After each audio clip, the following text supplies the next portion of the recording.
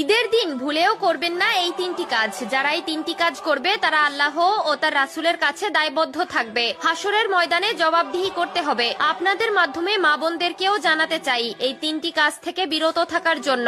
ঈদের দিন যারা এই তিনটি কাজ করবে তারা রাসূলের সুপারিশ থেকে বঞ্চিত হবে এবং নিজেই জাহান্নামের রাস্তা তৈরি করে নিবে, কোনো নিস্তার নেই। হাদিসে রাসূলুল্লাহ সাল্লাল্লাহু আলাইহি ওয়াসাল্লাম ঈদের দিন এই তিনটি কাজ করতে বারবার নিষেধ করেছেন। প্রিয় দর্শক, আপনি যদি রাসূলুল্লাহ সাল্লাল্লাহু আলাইহি ওয়াসাল্লামকে ভালোবাসেন অবশ্যই আলহামদুলিল্লাহ কমেন্ট করবেন এবং রাসূলের এই হাদিসটি সকলের মাঝে পৌঁছে দিবেন। 1 নম্বরে রাসূলুল্লাহ সাল্লাল্লাহু আলাইহি ওয়াসাল্লাম যে কাজ করতে নিষেধ করেছেন তা হলো ফিতরা না দিয়ে ঈদগাহে যাওয়া যাবে না। কেউ যদি মনে করে নামাজ পড়ে এসে ফিতরা দিব তাহলে হয়তো কোনো কারণবশত তার ফিতরা দেওয়া হবে না, এটি যেন ভুলে না যায়। এর জন্য ঈদগাহে যাওয়ার আগেই অবশ্যই গরিব দুঃখীদের ফিতরা দিয়ে দিবেন। আপনার কাছে গরিব দুঃখীদের হক হলো ফিতরা, তাই তাদেরকে ভুলেও বঞ্চিত করবেন না। এবং যেই সংসারে শুধু মহিলারা আছে তারা অবশ্যই ফিতরা দিবেন এবং হক আদায় করবেন। এই তিনটি কাজ সম্পর্কে শুনলে আপনারা বলবেন এই কাজ তো আমরা হর হামেশাই করে থাকি, কিন্তু এই তিনটি কাজের ফরজে কতটা ভয়ানক তার সম্পর্কে রাসূলুল্লাহ সাল্লাল্লাহু আলাইহি ওয়াসাল্লাম বিস্তারিত বলেছেন।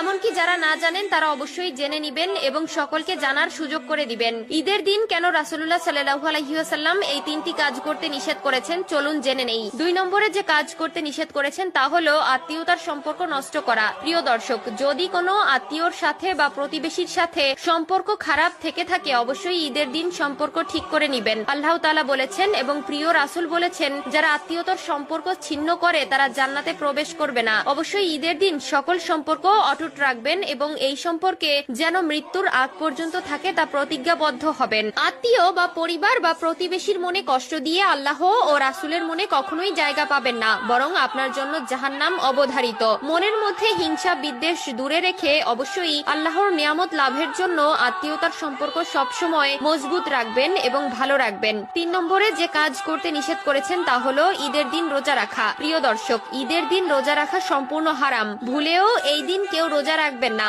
যদি কেউ রোজায় কাফফারা আদায় করতে চান অবশ্যই তা ঈদের পরে আদায় করবেন। বিশেষ করে ঈদের দিন আল্লাহ তাআলা সকলকে হাসি খুশি রাখার জন্য একটি বিশেষ দিন দিয়েছেন। এই দিন সকলে পেট পুরে খাবে এবং আল্লাহর নিয়ামত ও শুকরিয়া করবে। তাই রোজার সময় রোজা রাখবেন এবং ঈদের দিন আপনার সারা মাসের রোজার আনন্দ উপভোগ করবেন। যারা এই তিনটি কাজ করবে তারা অবশ্যই পাপী হবে। তাই এই তিনটি কাজ থেকে সকলে বিরত থাকবেন এবং অন্যকেও বিরত থাকতে পরামর্শ দিবেন। আল্লাহ তাআলা আমাদের সকলকে বোঝার তৌফিক দান করুক, আমিন। ঈদের দিন যারা এই তিনটি কাজ করবে তাদের সারা মাসের রোজার কোনো প্রতিদান পাবে না, এমনকি সেই ইসলামের দায়িত্ব অবহেলার জন্য আল্লাহর কাছে জবাবদিহি করতে হবে। ঈদ মুসলিমদের জন্য খুশি ও শান্তি বয়ে আনে। 30 দিন রোজা রাখার পরে মুসলিমদের জন্য একটি খুশির দিন হলো ঈদের দিন, কিন্তু এই তিনটি কাজের জন্য তারা গুনাহগার হবে।